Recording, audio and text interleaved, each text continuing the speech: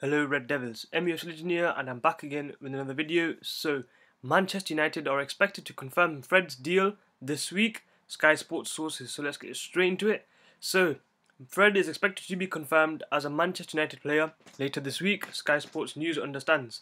The club have been waiting on a work permit for the Shakhtar Donetsk star, but that is expected to go through imminently.